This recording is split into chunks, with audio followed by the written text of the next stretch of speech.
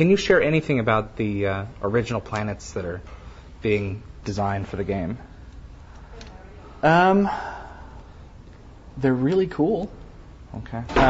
The thing I like, the one thing I'm going to share about them is, any show or movie has a budget.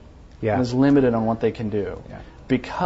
And not just because of budget, but because if you take a bunch of actors and you put them on a stage or you put them in a scene, it has to look right, it has to light right, it has to be right. Because once you use real people, everything has to look right. Right. Well, in a video game space, because it's a video game, people kind of give it a little more suspension of disbelief. They kind of say, well, it's a video game, I'll let them get away with a little bit more. Mm-hmm. And when you have a stylized art style like the one Howard's coming up Mm-hmm. with and developing, it gives you even a little bit more leeway. And then you take that and you say, well, it's not going to cost us X amount of money to fly all of our actors to Zimbabwe because we don't have to fly anybody. Right. So it allows us to build these spaces completely from our imaginations without having to shell out all that to fly people around or get craft services or licenses or permits to film there. And then on top of that, they usually have to go in and CG all of that stuff to make it look even more unusual. And we just get to go into our Unreal or our 3D Studio Max or whatever and build pretty much anything we want. Right, but you're limited in other interesting ways. I mean, if it's a set that what you get to build, it's a facade. Yes. In this game, you have to completely build everything from the ground up and be able to view it from all sides. Right. One of the things about an MMO that you don't run into with other games is that, in some games you run through this fairly linear experience. There might be a couple of ways through it, but it's fairly linear. You go from point A to point B, there you're at the end, you go on to the next level. Mm-hmm. But with an MMO, you have to be able to go everywhere. And so when you see a tree, you have to be able to run up to that tree and look around to the other side of the tree. When you see a building, you need to be able to run up to the building and look around the other side of the building. All of that goes into it as well. But it does give us a great amount of freedom with the kind of worlds you go to.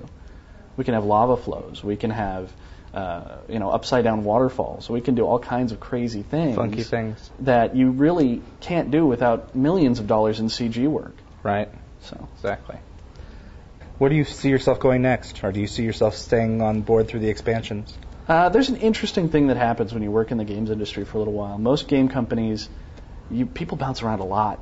And if you talk to people who've been in the games industry for a while, they bounce around a whole lot. Mm-hmm. And, you get to a certain point in your life where you have family and kids and a wife and you want to buy a house and you want to have, a TV in the bedroom that you can watch and all that kind of stuff. And stay put. Oh my gosh. Yeah, I mean, I hear people say, "Oh, I'm going to move on and I'm going to do this and I'm going to go, I'm going to grow and I'm going to, I want to be stable."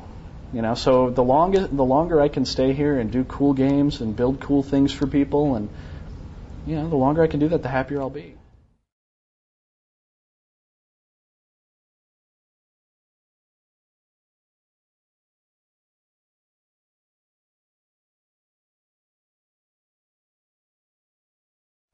What are some of the challenges that you face on a... Yeah, that's right. Come on. Go ahead, get candy. Everyone, Steve Garvin from Star Trek The Next Generation.